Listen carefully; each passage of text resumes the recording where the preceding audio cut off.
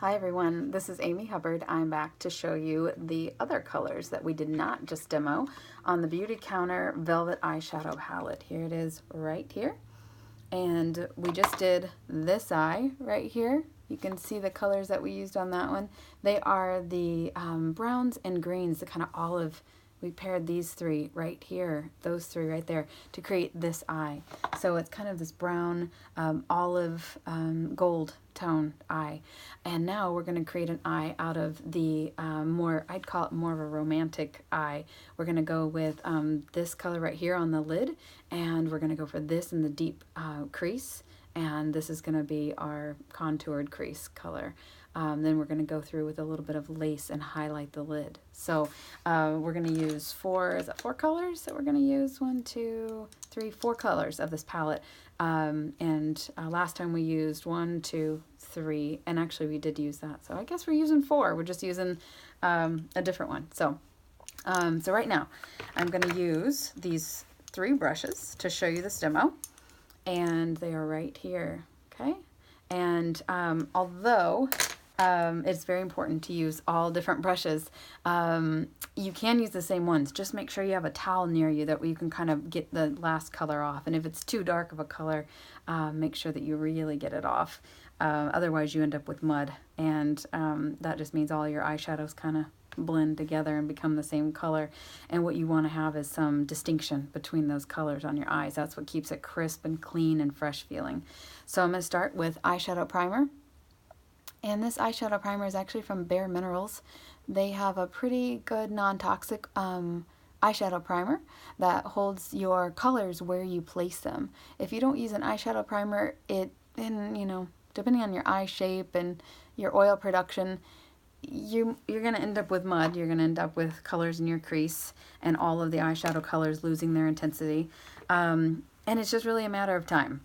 So depending on you and your body type and body chemistry and all of that, it's just a matter of time where it will all turn to mud or go into the crease, no matter what eyeshadow you use. So, okay, so right now we've got our eyeshadow primer on. I'm going to use the feather, just like I did on the other eye. I'm going to go in and deepen my crease with that, using this mirror right below my camera here. Okay, so I'm just going to go into the crease.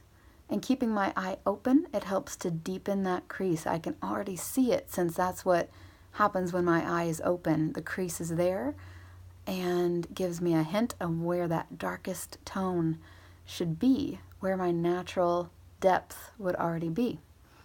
So I'm just going in there and making it dark and kind of going up from that to make it look like my natural crease is just deeper.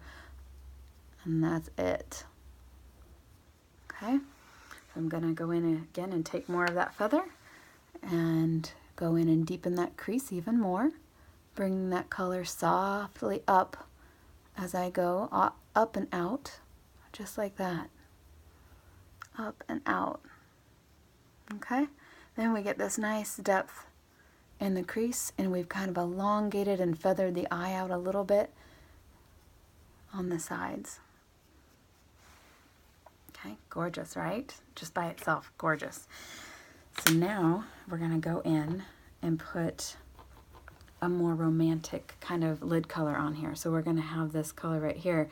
Normally on lid colors, I would go for like the lighter shades to kind of open up eyes, especially like mine that don't have much of a lid, because they're, as you can see, very kind of hooded shape, where my eyelid tends to, this part kind of go over and hide my the upper eyelid hides the lower eyelid. And so on those eyes, I typically would use a lighter color such as lace or this golden tone up here, bangle, in order to get that highlight on that part that tends to kind of be shadowed and overshadowed because of the skin above. But for a more like romantic smoky eye, it's good to use something like chiffon and go in there and put that onto the eyelid. Still gorgeous. We're not lacking any depth or intensity by using that kind of warmer tone, not such a bright light color. It's still gorgeous. That chiffon, gorgeous, right? Just beautiful together. Okay, so now we've got brown and chiffon. We've got feather and chiffon on that eye. Now I'm going to go in and take fringe. Fringe is this gorgeous, gorgeous color. It's like a port wine color. And I'm going to use that same brush that I used for feather. I'm going to go in and make that crease even deeper with that fringe color. But I'm only going in the deep V with fringe. So you can see how that brown and that fringe are just beautifully marrying together on this eye. They're not, the fringe is not going up as high as the brown.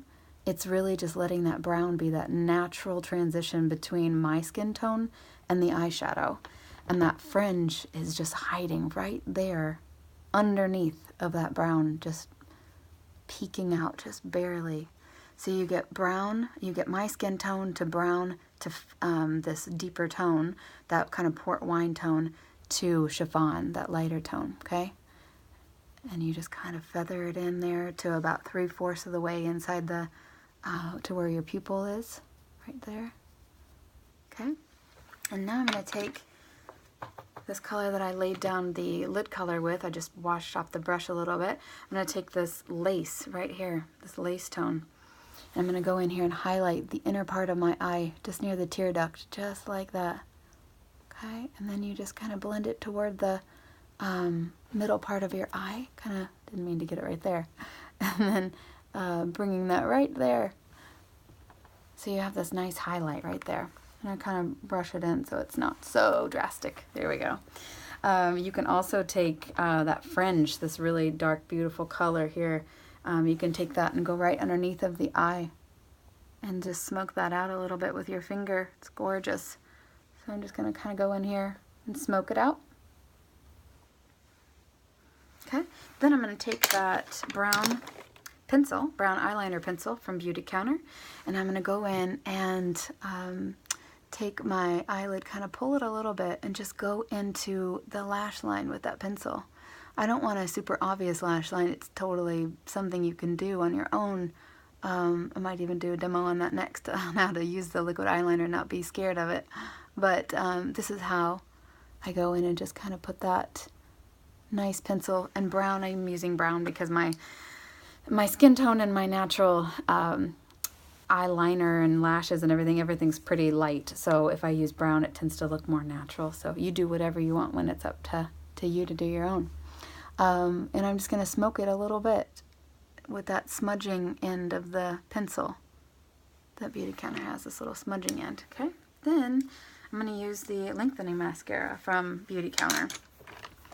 And I've already have some of that mascara on, but this, I found out, is a beautiful layering mascara, and it doesn't clump up even when you layer it after you've gotten a full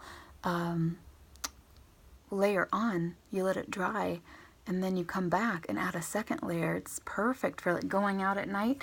You can layer it up, make it look more dramatic for night, and not have to worry about it clumping again when you come back to do a second coat. So this just kind of adds and makes that a little bit more of a dramatic eye than when I started this morning when I had nothing on my eyelids. There we go. Beautiful. So another thing you can do just to kind of make things a little bit more finished even is you can take that lace, that light color right here. You can take that lace and go right up underneath your brow bone. Just highlight that brow bone just like that. Beautiful. So this nice bright highlight right there, not